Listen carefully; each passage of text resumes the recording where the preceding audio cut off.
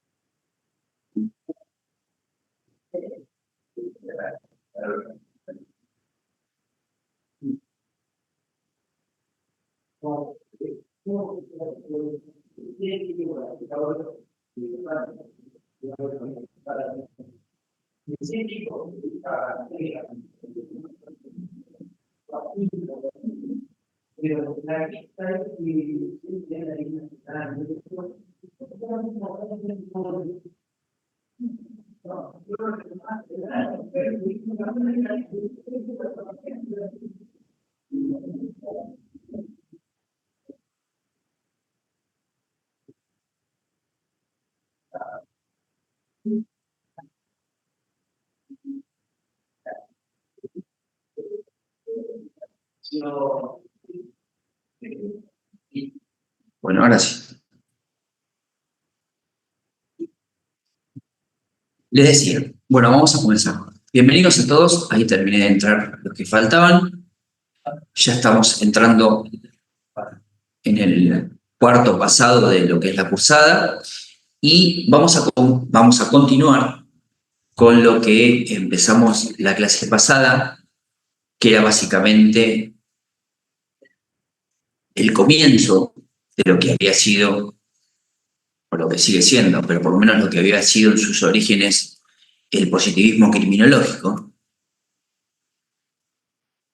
Vamos a hablar un poco de quiénes eran principales exponentes, entre otras cuestiones que comenzamos a hablar, era toda la influencia que había tenido cada uno de ellos, y en especial cuando empezamos a hablar del positivismo criminológico y dimos sus características principales, cuáles eran las que aportaban o las que empezaron a aportar a la criminología como disciplina.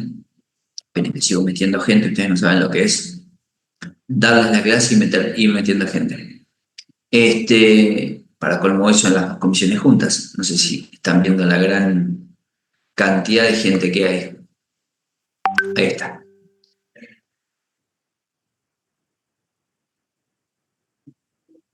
Una banda.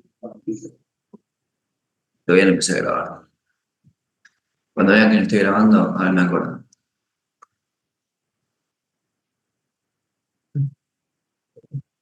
Ahí está. Como les decía, para retomar y que les quede grabadito. La idea central es continuar hablando un poco de lo que fue el comienzo o la importancia del positivismo lógico. Y en la última clase, si mal no recuerdo, lo último que hicimos fue hablar de las características que aportó o las que tenía el positivismo criminológico, aportándole a la criminología como ciencia, desde otro punto de vista, cuáles eran las críticas incluso que recibió. Me quedé corto con las críticas y que en realidad es algo que vamos a ver después con posterioridad cuando agarremos varios autores, en especial Ferrer, Garófalo y algunos más que vamos a ver ahora para que después puedan comprender por qué estas ideas son tan influyentes y tan importantes en el ingreso a la Argentina, y justamente estas ideas provocaron de alguna manera la creación de muchas leyes que hasta hoy nos siguen. Lo cierto es que entre todas las críticas que esto ha tenido, ahí está, los veo absolutamente a todos, ahora sí, los tengo a todos en cuadraditos chiquitos. Lo único que sí les digo, obviamente a los que tienen camarita, recuerden, porque ahora son muchos, recuerden que pongan su nombre, porque el otro día me volví a saltar, cuando hacía mi listado de los presentes, me volvió a saltar solamente el nombre del celular, no el nombre y apellido de la persona. O el nombre del celular y el nombre de la persona. Recuerden ponerse el nombre y el apellido y poner el presente abajo, así llamen. Simplemente con el presente me queda quién puso el presente. Bueno, eso estaría.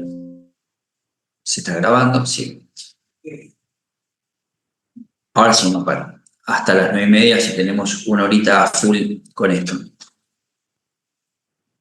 Una de las cuestiones más importantes que decía el otro día, que tenía que ver con los aportes que había tenido el positivismo criminológico como corriente a la criminología como ciencia, tenía que ver con la política criminal y las críticas que se les hacían al positivismo. En realidad, habíamos visto, o por lo menos hablamos, de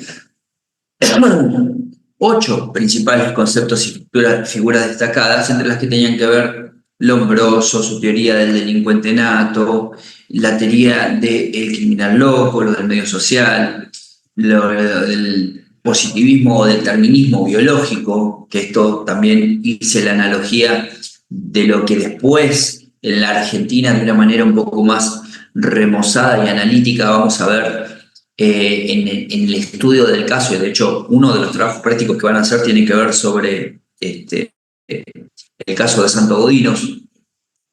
Este determinismo psicológico, lo que llevaba a la persona a delinquir, para esta primera parte de positivismo, esta génesis de la estructura del positivismo criminológico, 2 cosas son importantes para que retomemos el camino de la clase, que tiene que ver con recordar, en especial, que el positivismo criminológico influyó de una manera muy importante en esa época en lo que fue la política criminal, y desde ese momento hasta hoy, 2024, sigue influyendo. Porque el positivismo criminológico en base o en relación a la política criminal siempre va a argumentar que la pena, el castigo o aquello que merece la persona que la ley, en definitiva, se vea como se vea el concepto de pena, donde después nos meteremos a hablar de la finalidad de la pena, el tiempo, el castigo, la duración y otras muchas cuestiones más. Debería basarse, establecía en sus orígenes el positivismo criminológico, debía basarse en la rehabilitación y en el tratamiento de los delincuentes en lugar de lo que era el castigo retributivo. El otro día no recuerdo en cuáles de los grupos, si en la comisión 1 o en la comisión 3, si está presente, por favor, que me diga quién es, porque no recuerdo, y buscarlo ahora es como encontrar una aguja en un pajar. Alguien compartió un recorte periodístico, o por lo menos una publicación, de en una época muy atrás el castigo tenía que ver con el origen de la cinta caminadora, lo que hoy hacemos running y nos peleamos por tener una cinta caminadora en una casa. La cinta caminadora en esta época o en esa época o en la época primigenia previa a paso de lo que era el iluminismo con el positivismo criminológico, era tomado como un castigo y los hacían caminar no sé cuánto tiempo. Por favor, si esa persona está presente, que me diga, y si no, que lo comparta, así lo vuelvo y lo paso, porque me pareció excelente. Excelente, sobre todo para hacer un trabajo, para hacer un disparador a un trabajo. No es que ustedes van a hacer un trabajo, yo voy a hacer un trabajo.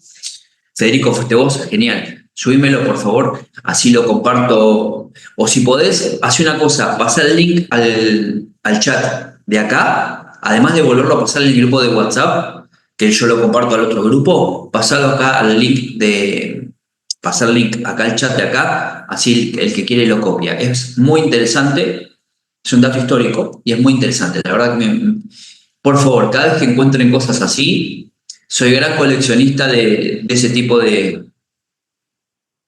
historias, de saber un poco el origen de ciertas cuestiones. Bueno, y volviendo al tema que tiene que ver un poco con esto, la política criminal que uno intenta explicar, por ejemplo, cuando agarra, yo hago siempre, de hecho, los laburos que hacemos en la FACO a veces para explicar ciertos artículos del Código Penal, tiene que ver muchas veces con buscar su génesis. ¿Por qué tal artículo está en tal parte del código de determinada manera descripta la figura típica? ¿Cuáles son los elementos objetivos y subjetivos del tipo penal?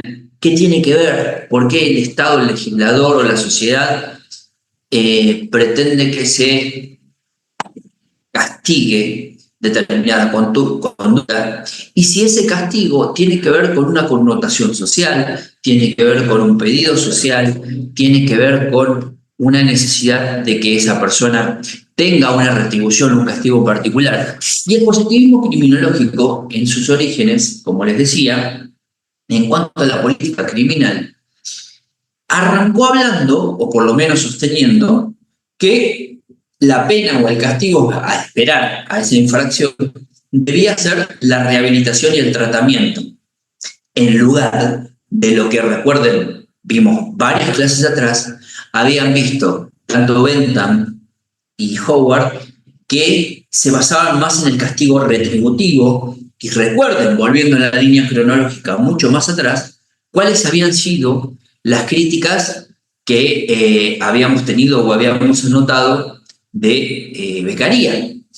Entonces, si vamos evolucionando en cómo consideramos la pena, la finalidad de las penas o el castigo como tal, hoy les voy a compartir un libro, la portada de un libro que tenemos en el Colegio de Abogados sobre Cesare Beccaria, que si lo puedo llegar a fotocopiar.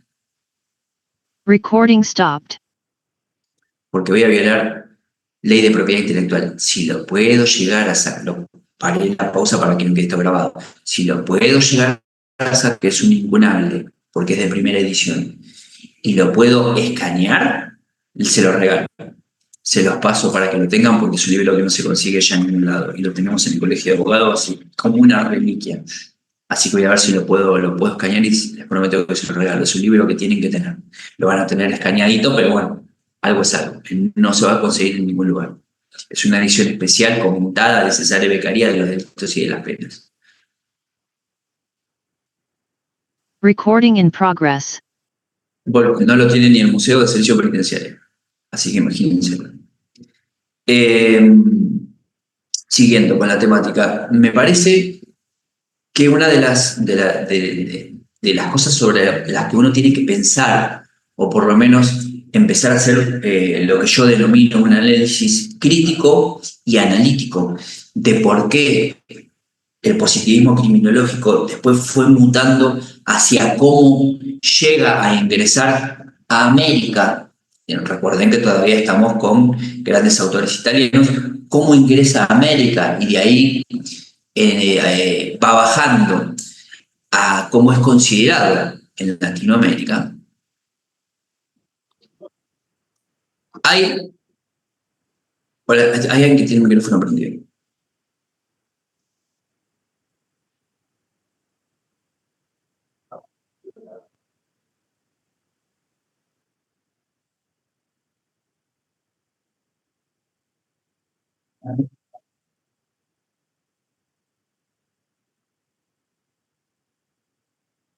Esperen que estoy tratando de ingresar a dos compañeros que me dicen que no sé si... Ahí está. Javier. Listo. Continúo. Entonces, para mí, una de las cuestiones que nos llevan a hacer un análisis un poco más profundo de lo que es la influencia que ha tenido el positivismo criminológico, o por qué mucha gente denomina que nuestro sistema de justicia penal es positivista, tiene que ver muchas veces con las críticas, ¿sí? Partir de las críticas que se le hicieron a esta visión principal o visión originaria de lo que era el positivismo criminológico. Porque a pesar de la influencia, creo que esto lo dije en la última clase, esta corriente, las críticas que recibía era en que era demasiado determinista, es decir, tenía como los caballos de carrera, es decir, que vieron que tienen tapadito acá al costado, miraban solamente, tenían un foco de visión. Esto pasaba exactamente lo mismo. El enfoque de visión que tenían los primeros positivistas criminológicos era sobre la base de una estructura de estudio que se llama el determinismo.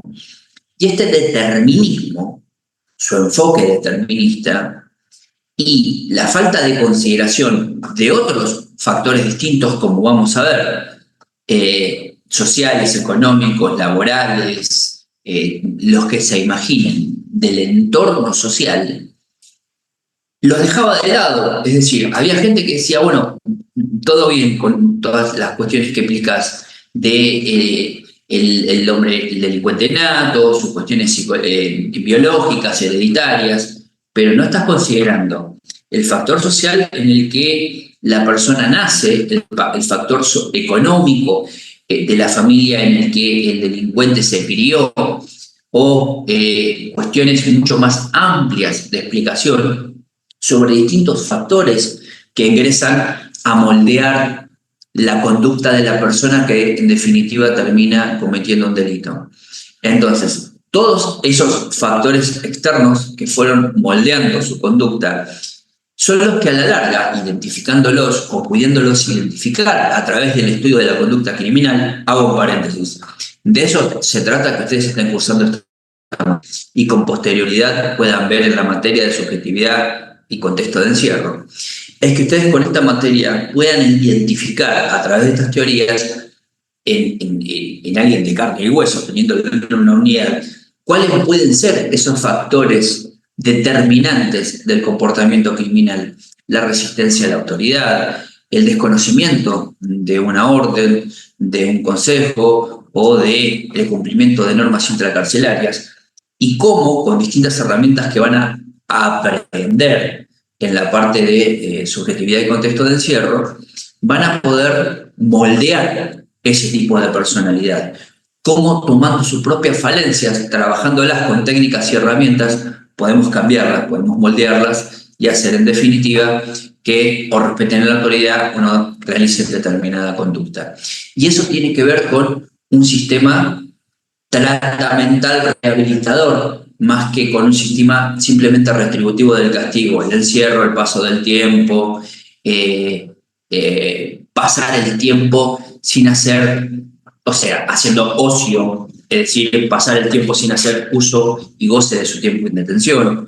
Todas estas palabras que aparecen en los informes técnicos criminológicos realmente tienen que ver con esta cuestión.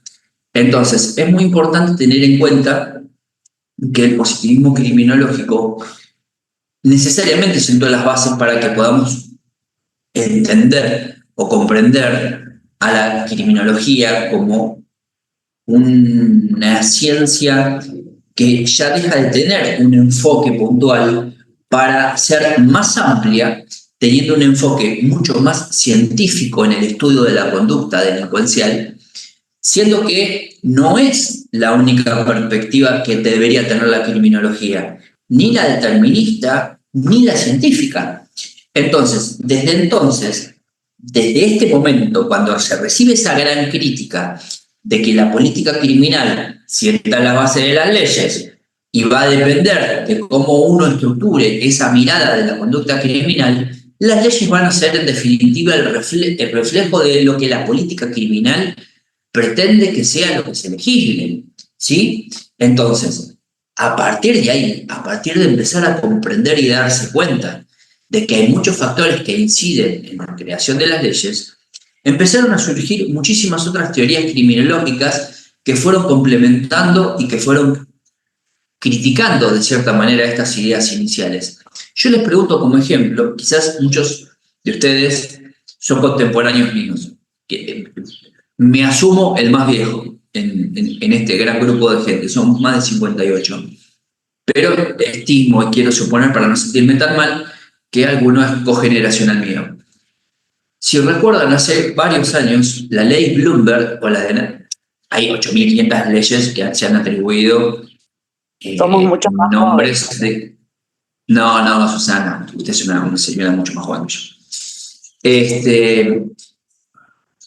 Si ustedes recuerdan el momento del país, traten de hacer fuerza, el momento del país de la ley Bloomberg, que salió un año después o mucho tiempo después de que falleciera su hijo Axel, ese año previo, yo no sé si recuerdan ustedes, David, te veo de costado, ahí está. Había todo un tema con los secuestros express, ¿recuerdan? Que no sé quién de Riquelme, creo que era el hermano, el papá de Charlie, de Pablo Echarri, bueno, un montón, y era todo secuestro express, hasta que sucedió lo que sucedió con el hijo del señor Bloomberg. Entonces, se había sí, puesto tan de sí, moda David. que los jugadores, es más, se había puesto tan de moda el secuestro express que los jugadores de fútbol usaban autos como los Fiat Uno para movilizarse porque al que veían en una 4x4 los secuestraban. Correcto, fíjate cómo una cuestión social, criminal, había modificado la estructura del parámetro de la comprensión de un delito. Es decir, violaciones siguieron habiendo, y aunque no se hablara en esa época, delitos de contexto de género, homicidios, robos, hurtos, digamos, la media del delito típico tradicional no cambió, sino que lo mediático, fíjense, en esa época, lo mediático y la expansión, acá viene la otra explicación, la expansión tecnológica o la globalización de la información hizo que ese tipo de política criminal realmente en la Argentina tiene un cambio, al punto tal que ciertas cuestiones, ciertas críticas y ciertas movilizaciones hacían que determinado delito que ya estaba, porque el delito expreso estaba legislado, la ley Bloomberg lo que hizo no fue crear un tipo delictual, sino enfocarse en el castigo, en elevar las penas a los fines de que alguien que cometía determinado delito no pudiera acceder a una excarcelación o una salida anticipada, ¿sí? Es decir, hay muchas explicaciones. Por ejemplo, ustedes que conviven más en la provincia de Buenos Aires, y eso fue una modificación a una ley nacional, que de hecho forma parte de una modificación del Código Penal y se aplica a todas las provincias en general. Ustedes que son parte de la provincia de Buenos Aires, también hemos sufrido bastantes cambios en la provincia de Buenos Aires. Por ejemplo, el 169 del Código de Procedimiento Penal, que es un artículo que durante muchos años se movía mucho a los fines de hacer política criminal, tiene que ver con lo temporal para el acceso a la excarcelación. Donde antes se preveía que los delitos que no tenían una pena máxima de 6 años podían ser excarcelados. Hoy, el criterio es que los delitos que no tengan una pena máxima de 8, ¿sí?, no pueden ser excarcelados. Es decir, se subió el parámetro a 2 años. Entonces, sobre la base de ese parámetro, muchísimos delitos tenían en el Código Penal una pena que no excedía de 6, que no excedía de 6,6, y aún con el agravante, la elevación de 1/3 del máximo, no excedían de 7,6, 7,8, 7,2, 7,4. Entonces siempre había muchos delitos que quedaban. Pero el secuestro de Macri fue muchísimo tiempo atrás. Lo de Scioli no recuerdo, pero lo de Macri fue muchísimo tiempo atrás. Fue al principio, me animaría a decir que fue casi al principio y después fue presidente de Boca. Y lo de Bloomberg no fue hace relativamente tanto. Sí, hay cuestiones que uno las tiene que pensar de cómo impactan o cómo influyen, y era lo que hacían estos tres primeros exponentes de los que les mencioné la clase pasada, tanto Lombroso como Ferrio y Garófalo.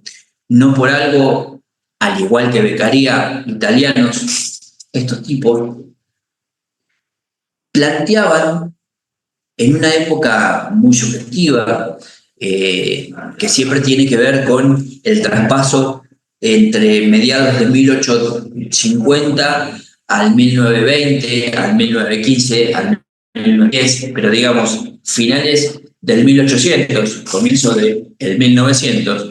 Ustedes piensen que estas críticas que se están haciendo en la Italia de esa época, ¿qué estaba pasando en Argentina? Como siempre digo, y ya estamos hablando de pasado rosas, ¿sí? 1850, con una constitución de 1853 en la Argentina, con una conformación de un Estado Nacional que se está asentando, ¿sí? Con la necesidad, por ejemplo, para aquellos que son naturales de acá, naturales de la ciudad me refiero, para nosotros los platenses, que nos gusta decir el diagonal, la pollajería y otras tantas cosas raras, y que somos platenses de pura cepa, lo vamos a ver cuando vayamos al Museo del Servicio Penitenciario. Empieza a nacer esta historia de cómo el castigo tiene que estar dentro de la institución penitenciaria a los fines de controlar el cumplimiento de la ejecución de la pena, o la etapa esta en la cual ya la persona condenada tenía que estar privada de libertad o alejada de la sociedad a los fines de su rehabilitación. Estas ideas que vienen desde la Italia o desde la Europa, entre comillas, moderna para esa época, y fíjense todo lo que ha pasado, nos agarra incluso en algo demasiado importante que también lo van a ver, y es muy interesante que se acuerden de esta clase cuando lo veamos, porque se lo voy a repetir, que en esta época en la que estos tipos están hablando, recuerden, entre el 1850 y el 1920, pasa algo muy importante en este barrio, en esta gran manzana, en esta gran manzana me refiero a la estructura de La Plata. Se funda La Plata, 1882, con y no sé si recuerdan quiénes eran los que construían la ciudad de La Plata, de las 1000 casitas, los inmigrantes italianos, las corrientes masónicas, y la gran inmigración que hay en esa época. Todas esas ideas que venían, o de las que estamos hablando, se empezaron a incorporar, ¿sí? Con determinados. Hay un libro, me compré el fin de semana un libro que se lo recomiendo, de Alconadamo, que habla sobre cómo arranca su recorrido Juan Bucetich en la investigación de un crimen ocurrido a dos chiquitos que matan en ese momento un pueblito que se llamaba Necochea, y junto con el libro de la ciudad de las ranas, que explica muy bien esta coyuntura política detrás de la creación. Lo delictual está presente, el delito está presente. Sí, la ciudad de las ranas es el que explica la fundación de la ciudad de La Plata desde el punto de vista político. Y después está el otro, el de detrás de algo de hierro, termina, no recuerdo bien cómo es el nombre. Salió hace poco, Editorial Planeta. Está muy bueno también, digo, todavía no lo leía, es el de la ciudad de las ranas, sí, donde explica toda esta corriente de investigación, toda esta corriente de explicación de cómo perseguir a alguien desde el punto de vista de su conducta criminal y cómo eso debería o podría influir en determinar que por una conducta una persona es delincuente. Esta manera de llevar a cabo este análisis de la conducta criminal, tanto para Lombroso, para Ferri, como para Garófalo, en esta época para ellos y en esa época para nosotros, implicaba, entre otras cuestiones, recuerden, pensar en que había determinantes en la conducta. Ya explicamos, y nos vamos a meter después en cada uno en particular, lo que creía Lombroso respecto del hombre delincuente nato, en donde creía que ciertas características físicas de las que ya hemos hablado, y también van a ver mucho cuando vayamos al Museo del Servicio, en la me va a salir esa palabra, le juro. Bueno, cuando me sale. La métrica de los rasgos físicos de las personas, no me va a salir. Es muy difícil para esta hora de la mañana. Todas las características físicas, las medidas, tanto de los ojos, de las mandíbulas, de las orejas, de la cabeza, la circunferencia, el largo de la cara, visto de perfil, la diagonal que iba desde el occipital hasta la punta de la mandíbula, y todas estas cuestiones. Su trabajo fue realmente muy controvertido, mal usado en distintas épocas, pero también sobre la base de toda la crítica, que fueron mucho más que las críticas que los elogios, lo que es destacable dentro de los pocos elogios es que Lombroso contribuyó significativamente al desarrollo temprano, al comienzo, al origen de la criminología ya vista científicamente en búsqueda de la comprensión de la relación que existía entre la biología y la delincuencia. Este trabajo, que recuerden, Lombroso en este caso era mucho más viejo, desde el 35, muere en 1910, tomado por Enrico Ferri, ya considerado él, hablando de la percepción, autopercibido criminólogo italiano. Él fue también uno de los fundadores de la Escuela Positivista de Criminología. Y Ferri camina un escalón o sube un escalón más que Lombroso al determinar que los factores circundantes, es decir, los factores sociales y económicos, ¿qué hace Ferri? Vivo. Toma la crítica originaria del positivismo criminológico, donde criticaba justamente, sí, bueno, está muy lindo, pero dejás afuera los factores sociales.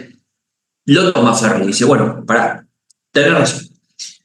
Hay cuestiones, dice Ferri, que de factores sociales y factores económicos, que creo, no todos, algunos, dice, desempeñan un papel importante en la delincuencia, pero ¿qué hace? Se centra en la influencia del entorno de la persona, ¿sí?, para comprender el comportamiento criminal. ¿Me explico? No le echa la culpa a la sociedad, no habla de la determinación social y económica de la sociedad, sino de la determinación social y económica del grupo de pertenencia. Esto después lo vamos a ver con profundidad, o lo van a ver con profundidad en otra materia. Pero básicamente él siempre lo ató al círculo íntimo inmediato de la persona que comete ese comportamiento criminal. Y si bien su trabajo se basó en gran medida en todo lo que fue la teoría de Lombroso, en lugar de centrarse, recuerden, Lombroso pone en el podio, en el puesto 1 pone biología delincuencia o biología criminología, estudio de la delincuencia.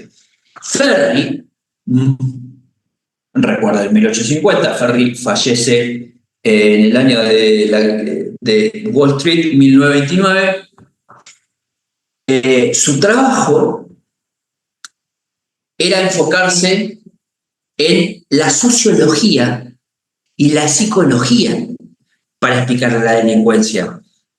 Entonces, sin despegarse y considerar que la biología era importante para estudiar la conducta criminal, le agrega con estos factores sociales y económicos que es necesario también prestarle bastante importancia a lo que era la sociología como ciencia para estudiar lo social que influía en el comportamiento criminal y la tecnología para ver cómo esa influencia del entorno social podía modificar la estructura de conducta o de pensamiento de aquel que lleva o de aquellos que llevan a una persona a cometer un delito.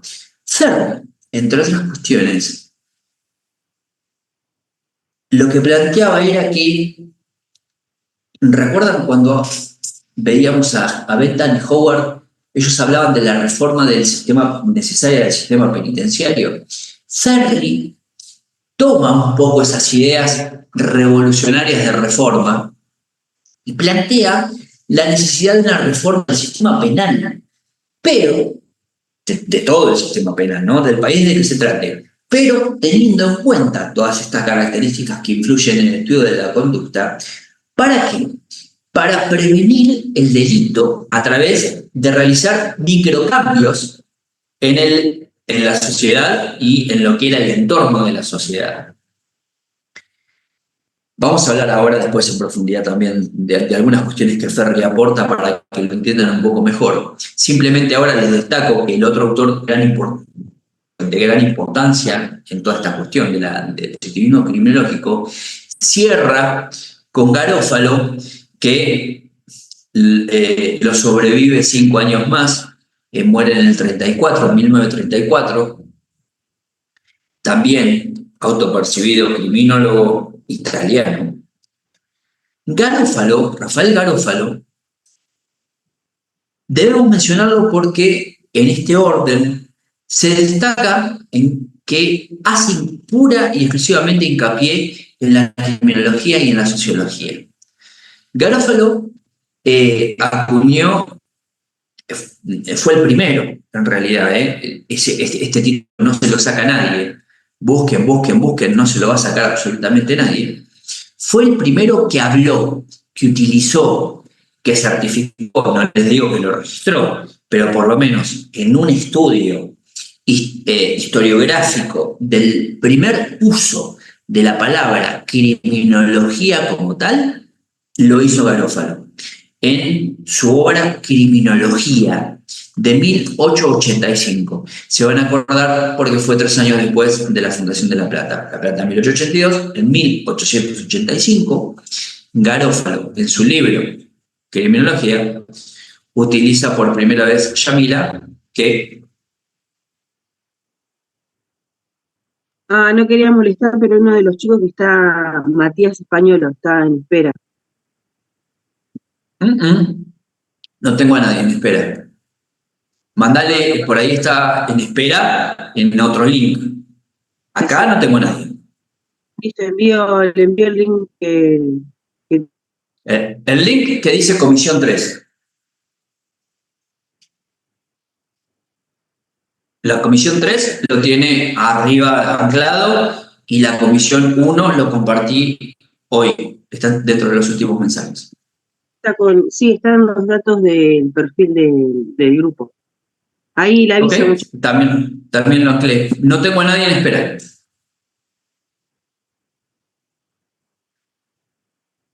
Bien, continúo. Entonces, Garofalo, al utilizar por primera vez este concepto, argumentaba que, y esto a veces discuto, esas discusiones que se pierden, normalmente las pierdo, cuando intento explicarle a alguien qué considero que es el crimen. Si el crimen es una conducta, no es una conducta, es un hecho, es una acción previa a un resultado o es en definitiva un resultado, y podríamos estar hablando y discutiendo muchas veces durante mucho tiempo sobre esta cuestión. Lo cierto es que Garofalo argumentaba que el crimen, en definitiva, era un fenómeno social, pero considerado como un fenómeno natural y social. Era, en su génesis, un fenómeno natural, el crimen, que la sociedad debía tratar de prevenirlo y controlarlo. 2 grandes palabras que quiero que subrayen, porque después esto es lo que entra en Argentina desde la base. Ahí está Matías, ¿ves? Tenía mal el enlace. Hola Lola, muy buen día.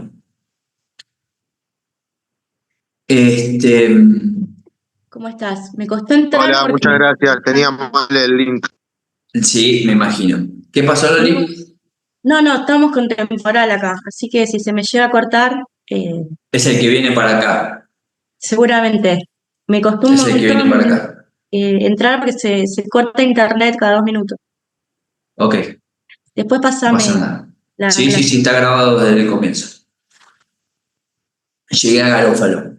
Les decía que Garófalo, sin dejar de considerar a la criminología o considerando el crimen como una cuestión social, en realidad lo que no quería decir en ese momento, y lo termina diciendo en ese libro Criminología de 1885, es que el crimen o la conducta criminal era un fenómeno natural, vaya sin alguna crítica, que era un fenómeno natural y que la sociedad debía tratar de prevenirlo y controlarlo. Estas dos cuestiones que, insisto, subrayenlas, escríbanlas, recuérdenlas, son muy importantes porque es el esquema y la base de lo que trae la influencia europea moderna de esta época, desde 1885 en adelante, porque las ideas que fueron tomadas de Garófalo tenían la importancia de que la pena, como un medio para mantener el orden social, ¿sí? Grandes palabras mal utilizadas en el 1770 y pico, del mantenimiento del orden social a través del castigo,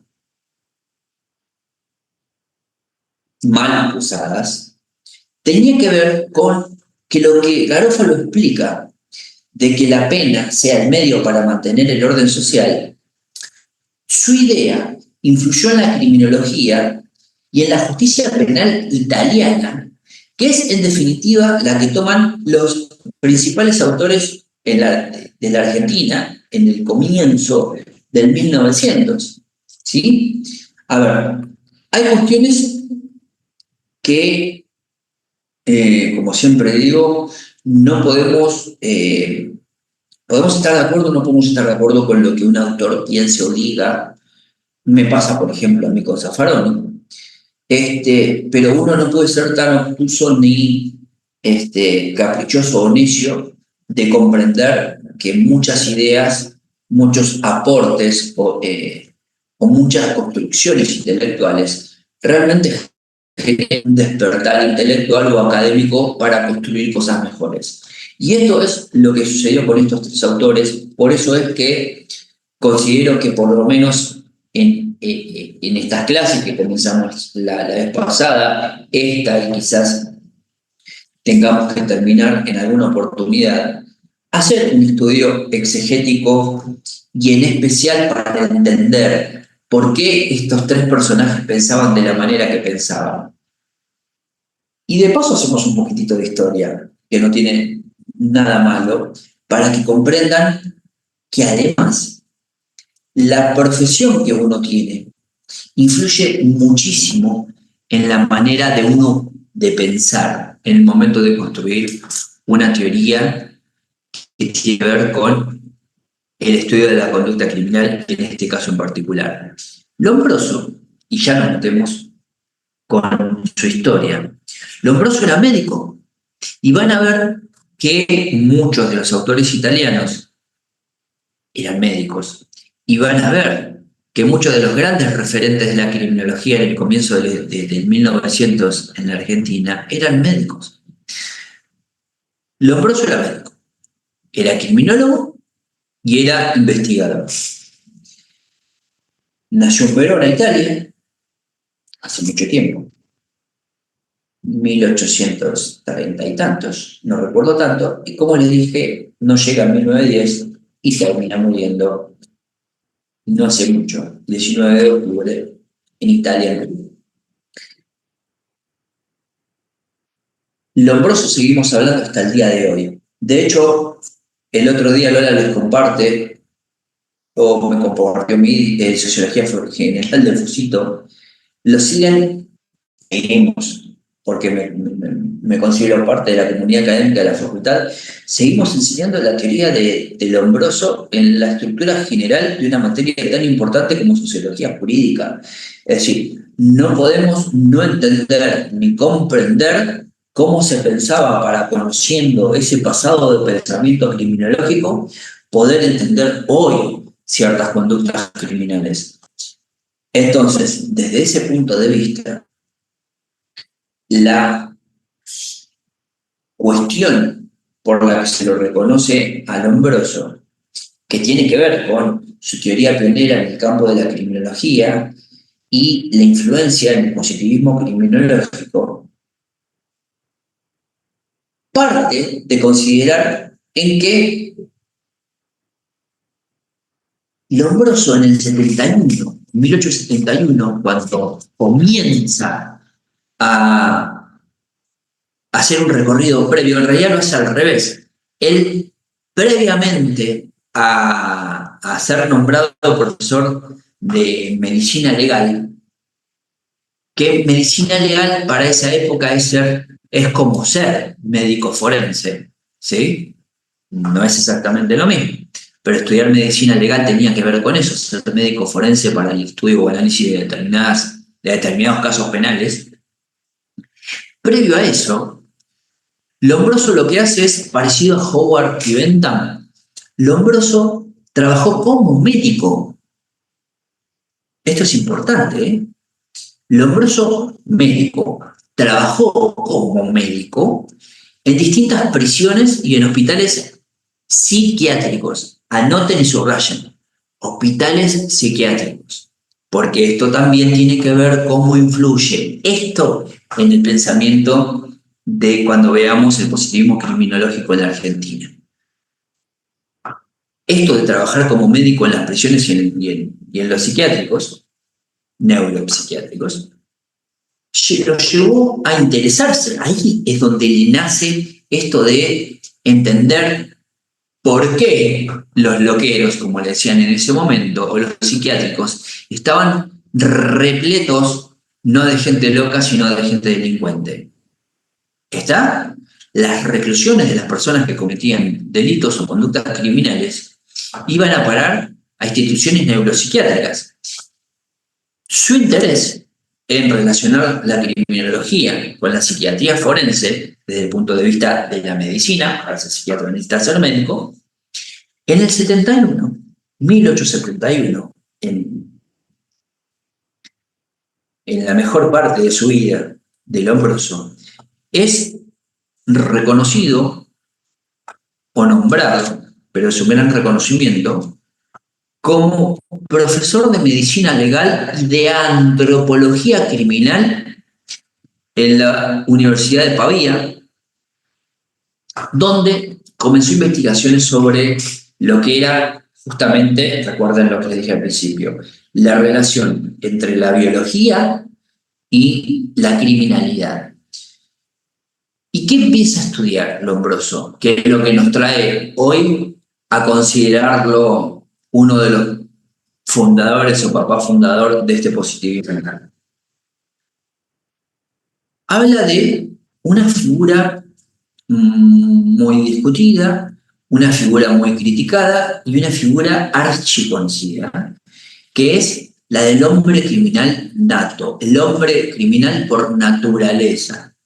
Lombroso decía que muchas personas, muchos individuos, nacen predispuestos a cometer delitos debido a características físicas, biológicas anómalas.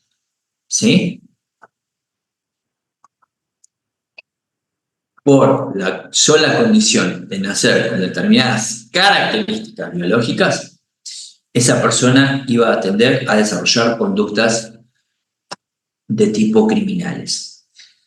Él sostenía que los criminales tenían características físicas que eran distintivas, lo dije la otra vez, lo reitero ahora, frente amplias, abultadas, medía hasta los centímetros de distancia comparativa de la distancia frontoparietal, las mandíbulas prominentes, las quijadas prominentes, los distintos tipos de orejas, los lóbulos de las orejas, las narices, como les decía hoy, la distancia en diagonal desde la punta de la cabeza hasta la punta de la pera, si los ojos los tenía muy por debajo de la línea general de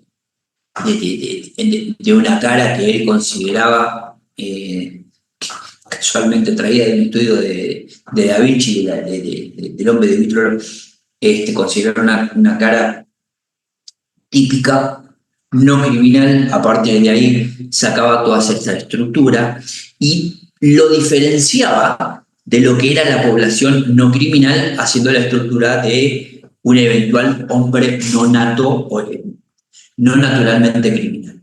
Esta teoría, además que recibió críticas y fue recontra controvertida en la época, pero a pesar de esa crítica, que sobre todo estaba basada en la falta de rigor científico y tender a sostener que todo era relacionado con la biología. ¿Qué significa esto en palabras académicas?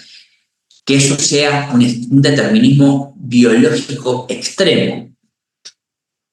Los que consideraban que esta crítica podía ser defendida establecían que Lombroso había contribuido significativamente al desarrollo de la criminología moderna porque este enfoque de investigación empírica, de investigación científica, de investigación sobre datos y estadísticas y comenzar a recopilar todos estos estudios, todos estos datos sobre conductas criminales, sobre hechos que se investigaban, sobre personas que habían cometido delitos, sentó las bases para lo que fue un enfoque más científico en la construcción de un estudio, del estudio de una ciencia sobre la base de datos, ¿sí? Sobre la base de construcción de un eje de datos científicos. Y esto es tan importante que esa base fue lo que influyó en definitiva en Fermi, por ejemplo, ¿sí? Fermi, su estructura, su comienzo, su estudio, lo toma de la base de datos, o por lo menos de la estructura de datos, que dejó o que había formalizado Lombroso. Entonces, no solamente en Fermi, sino en otras personas, como Garófalo, entre muchísimas más, pero sobre todo también a Garófalo.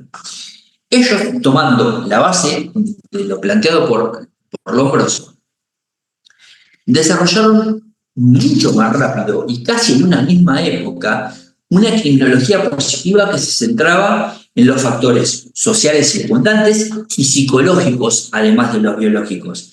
3 puntos fundamentales que hoy forman parte de los informes técnicos criminológicos: la estructura biológica, la estructura social y la estructura sociológica.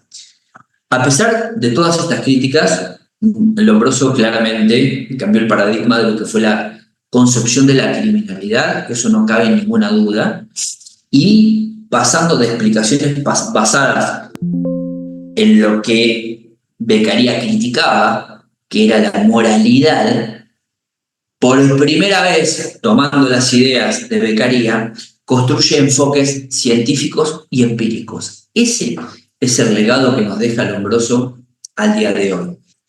Entre otras cuestiones, recuerden que si en algún momento quisieran buscar, googlear o tienen hasta biblioteca en el Museo del Servicio Penitenciario, El hombre delincuente, que tiene 800.500, El hombre delincuente es la obra, el título del libro, que tiene 10 millones de impresiones, traducciones y un montón de cuestiones más, de 1876. En esa obra, Lombroso presenta por primera vez su teoría del hombre criminal nato. Y después, 20 años después, por allá por casi en 1900, Sí, finalizando el 1800 seguro, porque llega a La Plata antes del llega a La Plata, llega a nombrarse ese libro acá, lo plantea con Adamón, tiene Lombroso un libro que se denominaba Antropología Criminal, en italiano no me va a salir ni por casualidad. El libro profundiza mucho más su teoría, pero agrega ideas sobre la relación entre la antropología y la criminología. No se queda solamente con la biología, sino que empieza a ver que ciertas cuestiones no tenían que solamente ver con lo biológico, sino también que el determinismo biológico estaba influido por cuestiones de antropología y movimientos sociales. Entonces, Lombroso desempeña un papel fundamental en la evolución de la criminología y Enrico Ferri, tomando, y acá nos metemos con Ferri, tomando todo lo que planteaba Lombroso, a diferencia de Lombroso, Ferri no era médico. Ferri era criminólogo, abogado y era político. Era un político italiano. En la época en la que él vive, entre 1850 y el 1930, entre los 56 y 1929, el trabajo que realizó, el impacto que tenía en el campo de la criminología, tenía que ver con el enfoque criminológico, ¿sí? El enfoque de Ferri en el positivismo criminológico tiene que ver con determinar que el crimen estaba determinado por, como les dije al principio de la clase, factores no solo biológicos, no descarta lo de Lombroso, sino que le agrega factores psicológicos y factores sociales, determinando el crimen y que entonces quienes realizaban esas conductas, es decir, los criminales, debían ser tratados en consecuencia de esos factores biológicos, en consecuencia de esos factores psicológicos y en consecuencia de esos factores sociales. Este estudio que hace estableciendo por qué al hombre delincuente o a quien cometía una conducta criminal debía ser estudiado analizando esos tres factores, el psicológico, el biológico y el social, lo plantea en una obra de 1905 que se llama El positivismo en la ciencia penal, en la que desarrolla un enfoque positivista y tiene una particularidad, manera de sostener a la criminalidad, diciendo que, palabras más, palabras menos, la criminalidad es el resultado. Es decir, ¿no? Si analizamos que la criminalidad es una conducta, que la criminalidad es el resultado de factores sociales y psicológicos. Muy clarito para definir lo que era en el 1905 el crimen. Es el resultado de factores sociales. Tomándose una grapa en algún lugar, che, Ferri, ¿qué considerás? ¿Cómo puedes definir el crimen? Es el resultado de distintos factores sociales y psicológicos. Pónganse a pensar en esa definición. Tremenda la apertura académica que puede haber en tal corta frase para definir lo que es la conducta criminal. A partir de acá,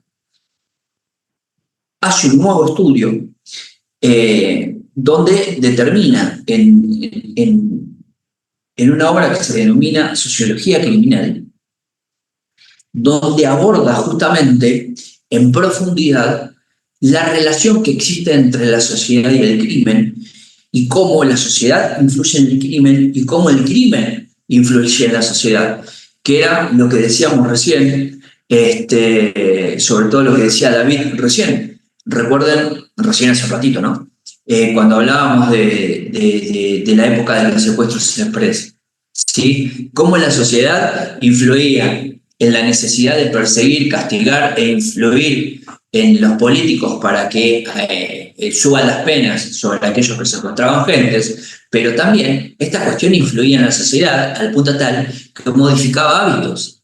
hábitos en la manera, en los días que uno salía, cómo no salía, de qué manera salía, qué llevaba cuando salía. En vez de salir solo, salíamos en grupo, en vez de usar autos o camionetas o teléfonos que podrían dar un estatus económico o social, andaban en autos de mucho menor valor, quizás para poder disimular sus ingresos y no formar parte o no ser objetivo de determinadas bandas de delincuentes. Fíjense que no estamos hablando de hace mucho, insisto, 20, 25 años atrás, y estos tipos lo plantean hace prácticamente más de 100 años. Entonces, es de gran importancia cuando uno hace una obra o un pensamiento de tipo académico y se sostiene tanto en el tiempo. Piensen que esto fue en el 1900, estamos hablando en el 2024. Entonces, en estos...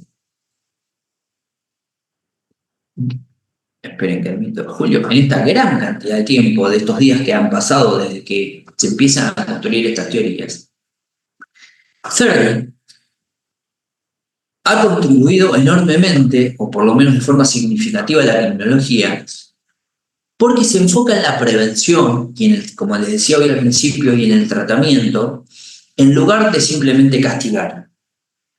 Prevención y tratamiento versus castigo. Esto, ¿qué aporte nos deja? En que, de cierta manera, hay medidas de reforma social que implicaban el tratamiento de los criminales en lugar de aplicar penas estrictas, retributivas y en forma de castigo.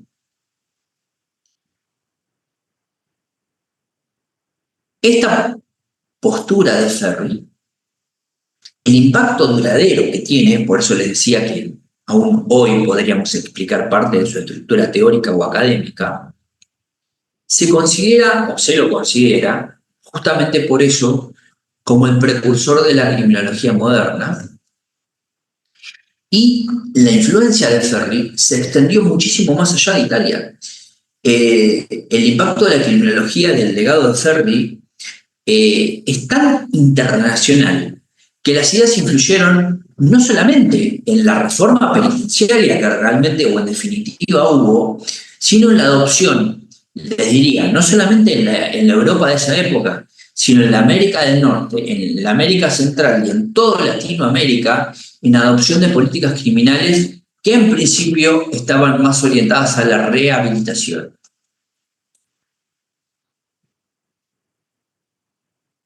Por último, y para digamos, cerrar por lo menos el capítulo de padres fundadores, como le llamo yo a este capítulo, Garofalo, que es el otro gran padre fundador del positivismo criminológico,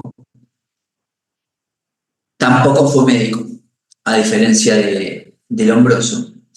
Garofalo era un jurista y un autopercibido criminólogo italiano, que básicamente también, como les decía, o les vengo repitiendo, de la misma época, entre 1850 y 1930, el trabajo de Garofalo tuvo una influencia, para mí, un paso más que Fermi. Y miren que considero que Fermi fue bastante importante. El paso en más, el escalón que sube Garofalo, tiene que ver con la influencia significativa de la teoría del delito en el campo de la criminología. Para aquellos que, en mi caso en particular, ojalá alguno, no sé si alguno o alguna de ustedes estudia Derecho el día que estudien y vean la historia de las teorías criminales, quizás me van a comprender un poco más. Aquellos que somos fundamentalistas del cordobés Soler, me van a entender la importancia de hacer el estudio criminal desde el punto de vista de la concepción de la descripción o la definición del delito de Soler. Garofalo, como jurista, obviamente mucho anterior a Soler, diría que prácticamente que ni llegó a comprender todo lo que después ese gran autor cordobés escribió. En realidad, Soler toma idea de Garófalo. La importancia tenía que ver con esto, en que explicaba o trataba de hacer, o trató por lo menos, de dejar a la posteridad la creencia sustentada empíricamente, es decir, la necesidad real de que el campo de la criminología no podía estar separado del estudio o de un gran estudio, por eso habla de la teoría, de un gran estudio, teoría del delito. ¿Sí? Si hay alguna pregunta, ustedes recuerden, apretan el microfonito y se activan. Hay algo que tiene, que se lo voy a decir antes que en algún momento lo encuentren y después en algún momento me lo pregunten. El año pasado una alumna me lo preguntó, se puso a investigar sobre Garófalo y me dice, pero doctor, Garófalo era defensor de la pena de muerte. Y me pongo a analizar eso que me plantea, que es cierto, estaba a favor de la pena de muerte.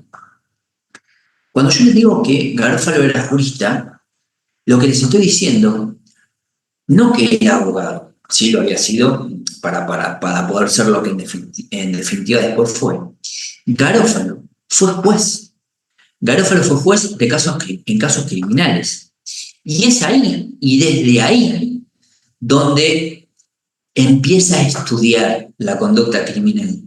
¿Sí?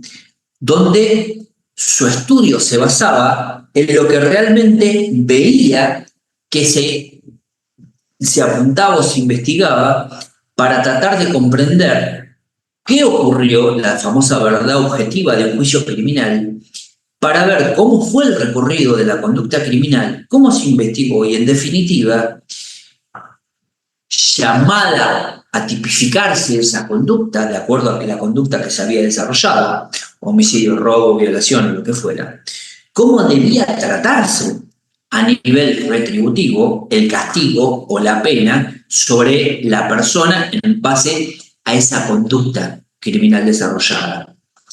Entonces, dentro de lo que es la estructura del delito o la teoría del delito, Garófalo se basaba en la idea en que el delito como tal, recuerden lo que decía Ferri de una definición del crimen,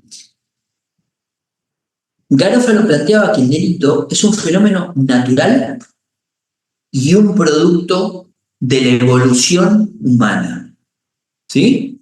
Sostenía que el delito era un acto antisocial, claramente, no querido por la sociedad, y que violaba normas morales comunes de la sociedad, y que el castigo ante la realización de esa conducta antisocial era necesaria para mantener, ¿qué cosa? El orden social.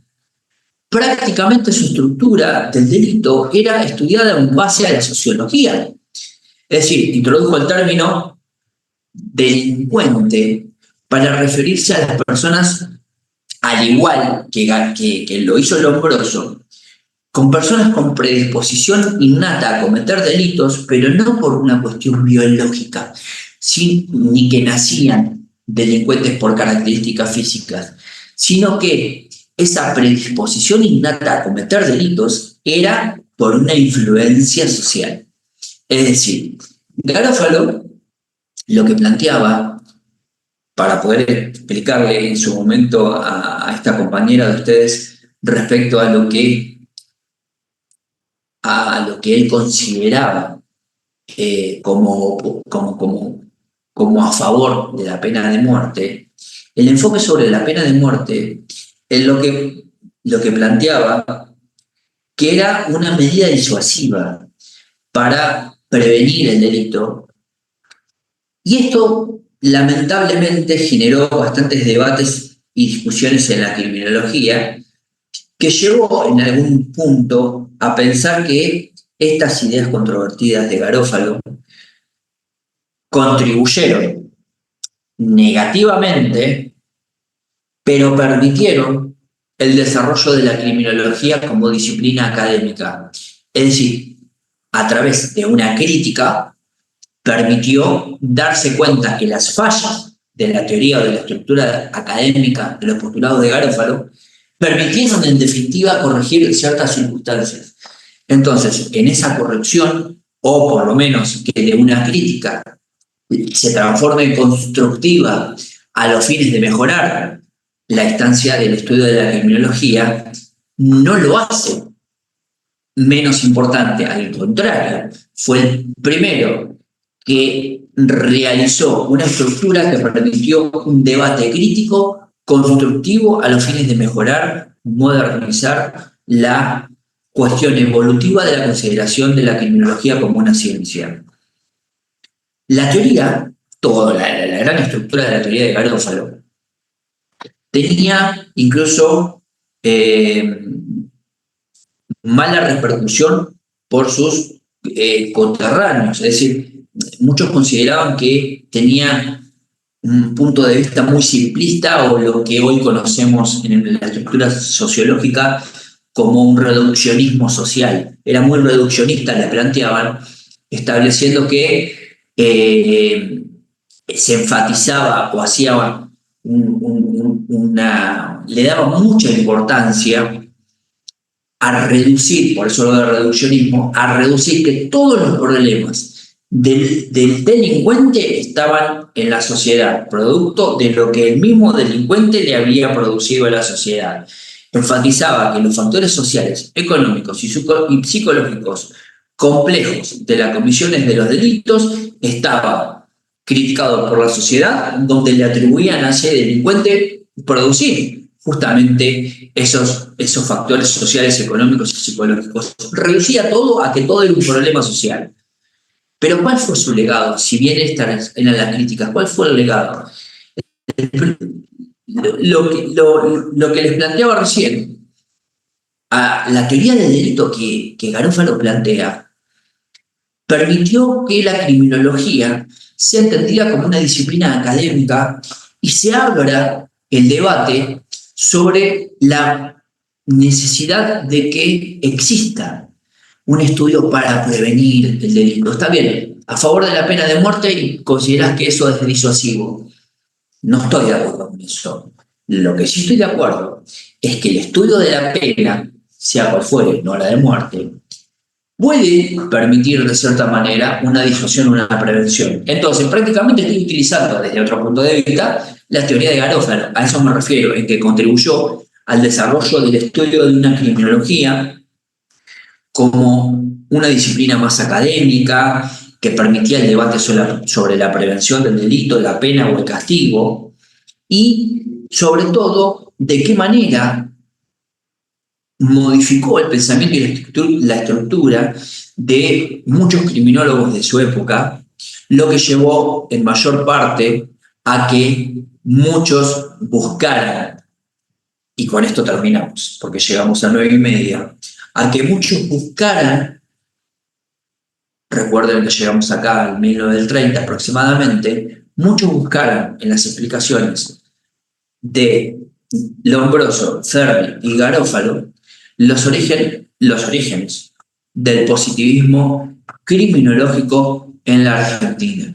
¿Por qué? Porque las ideas, no solamente al influir en la criminología como disciplina académica, es importante tener en cuenta que muchas de estas ideas, consideradas ya obsoletas en la Europa, donde ellos la están planteando, porque al principio eran alabados porque traían palabras nuevas o concepciones nuevas, pero en definitiva las críticas terminan sucumbiendo sus teorías, y como pasa en la vida, lo que allá no sirve, acá sirve, y es o fue tomado para empoderarse y embanderarse en que estas contribuciones de ellos hacia lo que fue la criminología permitieran entender luego lo que fueron los conceptos de desviación o los conceptos de eugenesia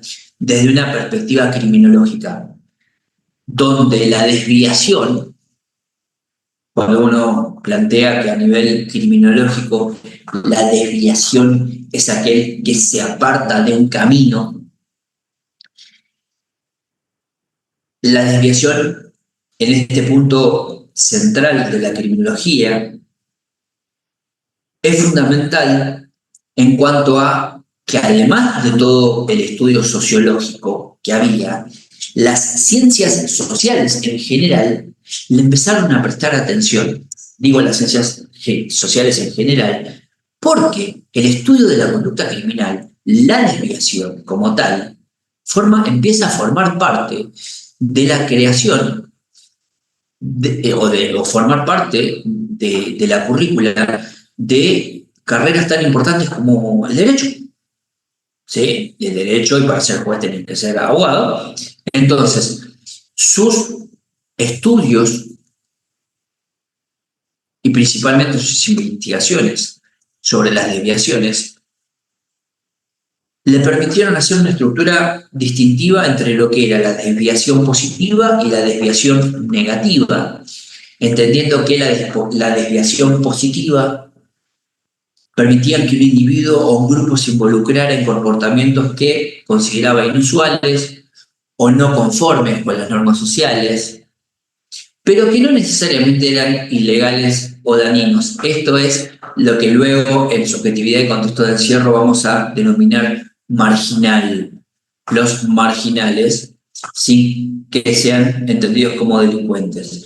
Pero también se determinaba la desviación negativa como la participación en actividades ilegales, inmorales y socialmente perjudiciales para la sociedad, que implicaban un tipo de desviación que a menudo conducía al sistema de justicia penal a analizar ese tipo de conducta por denuncia, obviamente, y es el foco principal de la criminología. Es ahí donde decía, en resumen, la idea de estos tres padres fundadores de la criminología, que era donde había que prestar atención. El foco de la criminología tenía que estar en la desviación negativa, que incluían el robo, el asesinato, el consumo de drogas ilegales y mil cuestiones más. En cambio, la eugenesia, como concepto, se relacionaba con la mejora selectiva de la calidad genética de la población. ¿A qué les suena esto? Buscar la mejor raza posible. La eugenesia, tomada en esta época, estamos hablando de 1925, 1930, es tomada luego por los muchachos que se pelean por allá, por la zona media, fascismo, nacionalsocialismo y toda la Segunda Guerra Mundial. Desviación, eugenesia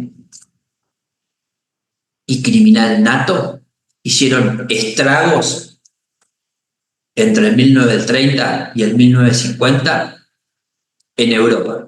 Y es esa la explicación de por qué estas teorías dejaron de tenerse, eran trash theories, eran teorías basura, que como todas teorías basuras, nosotros las agarramos, las remozamos un poquitito y ya que nadie las usa, las usamos nosotros. Y se vinieron para acá. ¿Sí? ¿Hasta acá llegamos?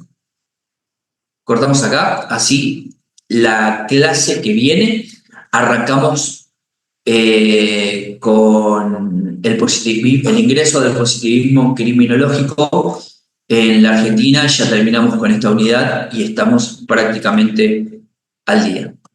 ¿Sí? Me despido de todos, que tengan un excelente fin de semana. Loli, en un ratito te comparto el video. Cuando se edite, te comparto el video. Listo. Cuídate, Loli, si hay temporal, que anden todos muy bien, que pasen un excelente fin de semana. Chao, profe. Fin de, profe. Record